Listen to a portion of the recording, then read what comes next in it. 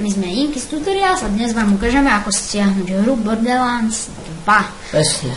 Zadarmo, ináč to stojí okolo 30 eur, 50. No, čiže tento link bude v popise, vy kliknete potom, keď sa vám potrebujete na to uTorrent. Hej, to je základná vec, aj ten bude v popise.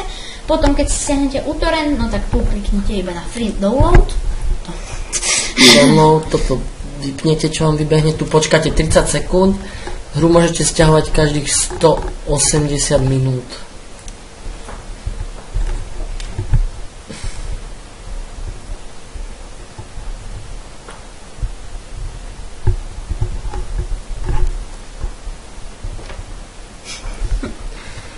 Osem, 7, 6, 5, 4, 3, 2, 1, 0.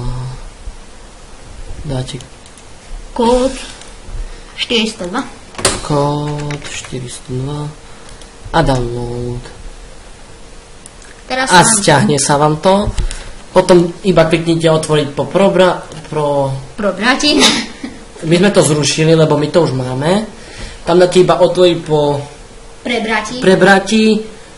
Dá sa vám to na obrazovku, nainštalujete sú tam 3 veci. Budete tam mať, vybehnú vám tam, kde sme to my vložovali? Napríklad kde to je? Toto a vybehne vám toto. Čakajte sekundu, on to nájdem. Máme hľadať tú hodinu. No, proste vám vymenú také 3 veci a na to prvé kliknete a začnete stiahovať hru. Na tie druhé a tretie neklikajte, lebo to sa vám automaticky budú stiahovať, keď budete stiahovať jednotku. To vám aj potom vypíše a my sa s vami lúčime a uvidíme späť ďalších tutoriálov. Napríklad budeme robiť Assassin's Creed Brotherhood alebo Borderlands pre-sequel ešte kopu hier. Dobre. Dying Light a také. Takže my sa s vami lúčime a čau.